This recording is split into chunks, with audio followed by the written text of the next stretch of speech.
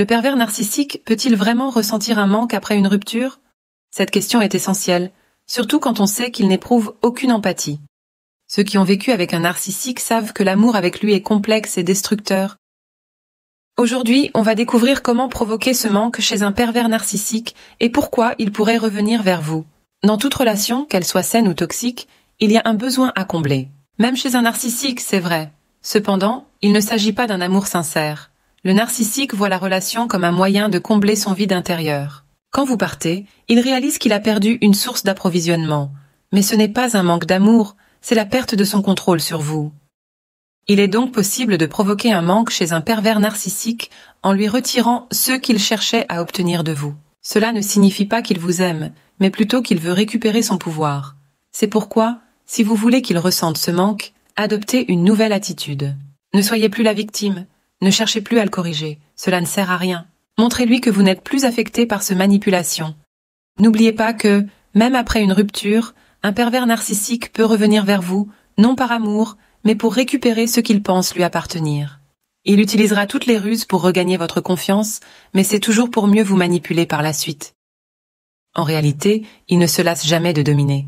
Un bon moyen de le déstabiliser est de pratiquer le silence radio. Arrêtez de répondre à ce message et ignorez ce tentative de contact. Cela va le frustrer et lui faire comprendre que vous avez pris vos distances. Attention toutefois à ne pas jouer à ce jeu pour le récupérer, car il finira toujours par reprendre ses mauvaises habitudes. Si vous avez trouvé ce contenu utile, n'hésitez pas à vous abonner, à nous suivre et à liker cette vidéo.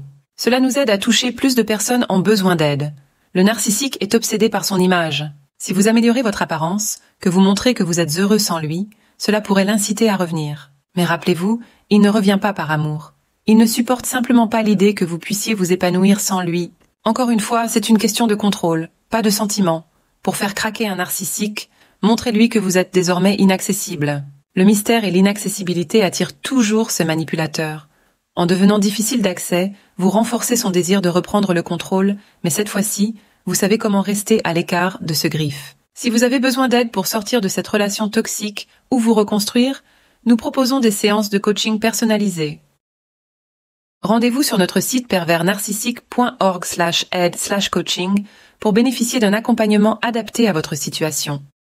Après une rupture, le seul moyen de se libérer vraiment d'un pervers narcissique est de couper définitivement les liens. Essayer de se venger ou de le blesser est une erreur, car il trouvera toujours un moyen de vous manipuler à nouveau.